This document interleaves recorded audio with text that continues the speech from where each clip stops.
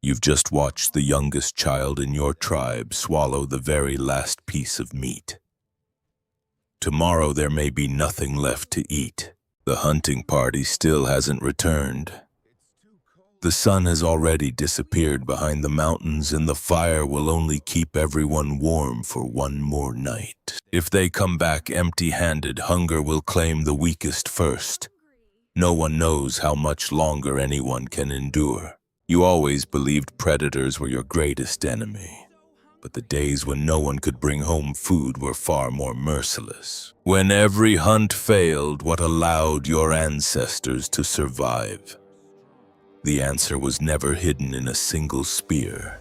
You stand near the cave entrance, listening to the wind howling across the valley, yet the hunting party is still nowhere in sight. The children have stopped asking for food. They have learned that the silence of adults is far more frightening than hunger itself. The tribe's eldest woman opens the last leather pouch. Inside, only a few dry bones and a small lump of hardened fat remain. You glance at the wounded hunter lying beside the fire. His lips are pale, yet he quietly pushes his final portion toward a hungry Cho. As darkness settles over the valley, no one speaks. Everyone understands tomorrow may begin with the tribe's very first death from starvation. At last, shadowy figures emerge beneath the snowy ridge.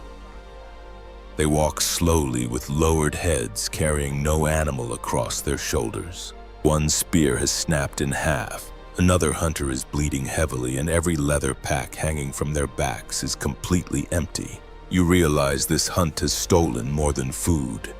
It has drained the strength your tribe desperately needed for the next chance to survive. Some hunters demand another expedition before sunrise, believing they must catch the migrating herd before it disappears forever. Others refuse, warning that if one more hunter falls, the entire tribe may lose its final chance to stay alive. Standing between fear and desperation, you realize hunger is tearing your people apart long before it claims its first victim. Then the elderly woman silently points toward the dark forest beyond the valley, as if she has remembered something everyone else has forgotten.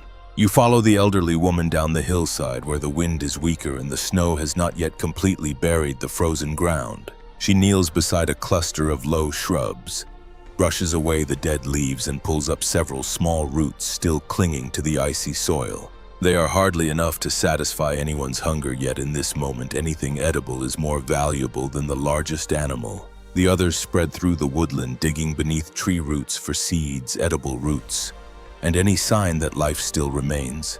You realize the hunters had ignored this place for years, because every pair of eyes had always been fixed on large game. But once the herds disappear, survival no longer belongs to the strongest. It belongs to those willing to adapt. Archaeological evidence shows that prehistoric humans regularly combine meat with root seeds, nuts, berries, and other edible wild plants. That does not mean every tribe ate the same foods, because climate, seasons, and local environments determined what resources were available. You fill your leather pouch with the small roots, knowing they will never feed the entire tribe for more than a single day. Near the frozen stream, a young hunter discovers fresh bird tracks and broken eggshells hidden beneath a patch of dry reeds. Hope returns only in small pieces, yet it is enough to keep everyone searching, instead of rushing into another desperate hunt. Then a sharp call echoes from the riverbank. Someone has discovered something that might keep the entire tribe alive through the night. A loud shout suddenly echoes across the frozen stream, sending everyone running toward the sound, with the last fragile spark of hope. Beneath the thin layer of ice, dozens of fish are trapped inside shallow pools, unable to escape before winter seals the stream completely. You forget your exhaustion and rush forward, knowing this may be the final chance to find food without chasing dangerous prey. Everyone smashes the ice with stones, wooden spears, and freezing hands, desperately trying to catch every struggling fish before they disappear. Each fish pulled from the water fills the tribe with hope, as though another precious day of life has been won. By evening, a small fire burns beside the stream, while every fish is carefully cooked and shared among the waiting families. The excitement quickly fades into silence because the catch is far too small to feed the entire tribe much longer. Each person receives only a few tiny bites.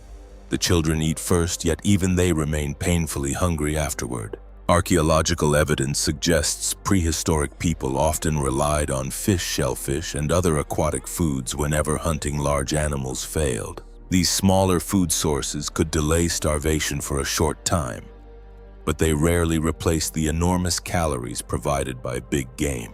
The following morning, you return to the stream expecting another catch, only to find the entire surface sealed beneath thick ice. You stand silently before the frozen water. The last easy meal has disappeared, and surviving now will require eating things you never imagined. You spread across the valley with the others, searching for anything that can be chewed, swallowed, and keep your body alive. The women dig through frozen ground for roots and tubers, but most have already rotted or turned rock hard beneath the frost. Children gather dry seeds, insects, and soft tree bark, hoping even these tiny scraps still contain enough precious energy. Near the icy water, several people find shellfish, frogs, and freshwater mussels, yet the harvest is far too small to share. You scrape the last dried fat from old animal hides, then slowly boil it into a thin layer of greasy broth. Even old bones are smashed apart because the final pockets of marrow hidden inside remain more valuable than almost anything else. Archaeological evidence shows prehistoric people exploited many different food sources instead of relying entirely on successful big game hunting. They survived by eating edible plants, small animals, aquatic foods, and carcasses abandoned by predators or natural deaths. Every discovery brings a spark of hope. Yet once divided, nobody receives enough food to recover their fading strength. By sunset, one exhausted hunter collapses beside the fire, reminding the entire tribe that time is quickly running out. Just as everyone prepares to return empty-handed, you notice a massive patch of dark fur rising through the snow. Nobody knows what lies beneath it, but if it is meat, the tribe may have one final chance to survive. You and several hunters cautiously approach the dark patch of fur rising through the snow, carrying equal measures of hope and caution.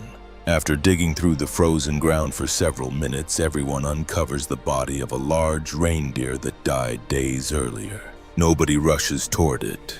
The group quietly studies the animal, trying to decide whether any of the meat remains usable. Tracks surrounding the carcass reveal that several predators visited earlier, yet they appear to have left the area long ago.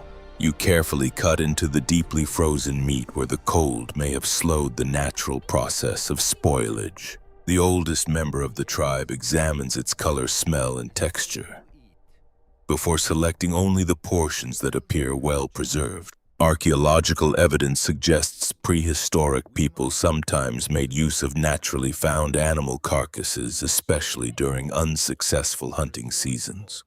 Doing so always carried risks, yet returning without food often posed an even greater threat to the tribe's survival. Everyone works quickly, collecting meat, fat, and marrow before carefully bundling everything together to carry back before darkness arrives.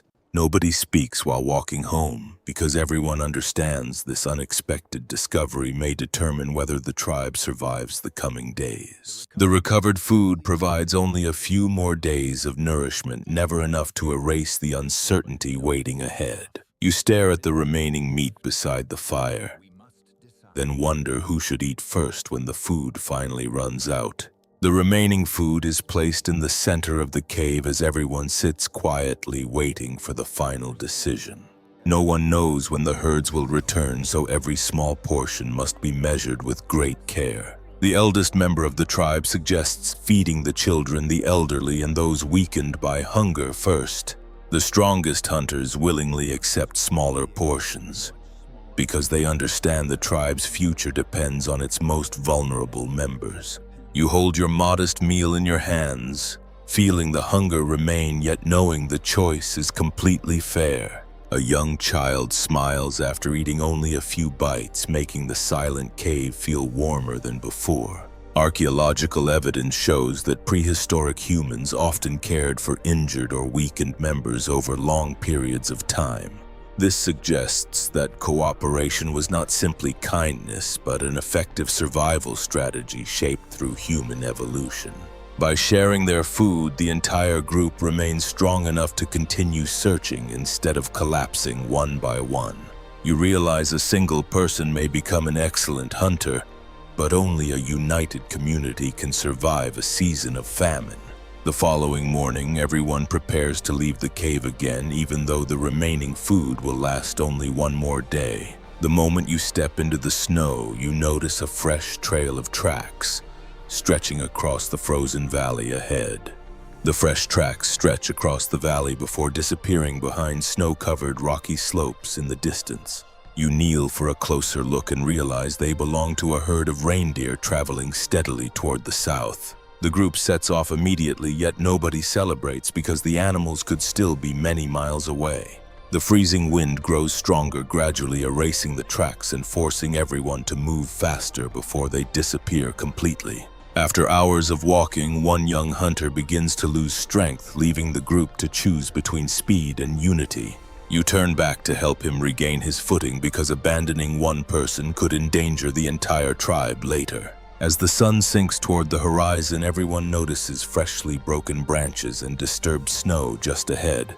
These subtle signs suggest the reindeer passed through only a short time ago, bringing hope after many failed hunts. The group quietly moves forward, using the rocky hillside and favorable wind to avoid startling the animals. Nobody dreams of a great hunting victory. The only goal is securing enough food to keep the tribe alive. You tighten your grip on your stone-tipped spear, knowing this may be the final opportunity before everyone's strength is exhausted. As you step over the ridge, the reindeer herd finally comes into view, but an unexpected challenge is already waiting ahead. The final obstacle is a wide sheet of ice separating the reindeer herd from the exhausted hunters.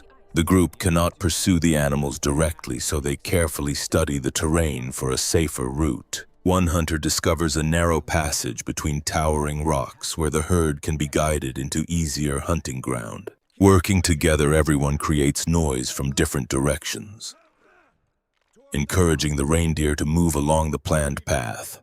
The strategy is far from perfect, yet it allows the hunters to isolate a single animal without wasting precious energy.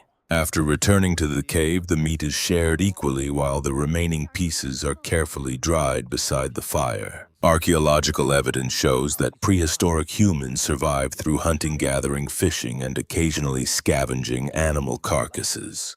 This flexibility allowed them to endure when one food source disappeared or repeated hunts ended in failure. They also relied on generations of knowledge about migration routes, animal tracks, changing weather, and the surrounding landscape. Even so, individual skill alone was never enough because every successful strategy depended upon cooperation throughout the entire tribe. You realize your ancestors survived not because every hunt succeeded, but because they adapted whenever failure became unavoidable. As the fire burns brightly inside the cave, you finally understand that humanity's greatest weapon has always been the ability to adapt. In the days that follow, the tribe continues searching for roots, small fish, and every remaining source of food they can find. The successful hunt keeps everyone alive, but no one believes the danger has truly come to an end. You watch the children sleeping beside the fire, realizing every meal has been earned through knowledge, patience, and sacrifice. Your ancestors possessed no great food stores yet. They remembered every season, every animal track, and every piece of the landscape. When hunting failed, they did not wait for luck to return, but immediately changed the way they searched for food. They dug deeper, traveled farther, observed more carefully, and learned to make use of resources they had once overlooked. Those choices did not always guarantee success, but they prevented the entire community from falling into complete despair. Archaeological evidence cannot reveal every decision they made, yet it shows that humans endured countless periods of extreme hardship. The ability to adapt, cooperate, and pass knowledge from one generation to the next gradually became the foundation of human survival. You realize that hunger tested far more than physical strength. It revealed how people chose to treat one another. A tribe could survive only when its strongest members protected the weakest instead of claiming the largest share for themselves. And in that unforgiving world, unity may have been the final line separating survival from extinction.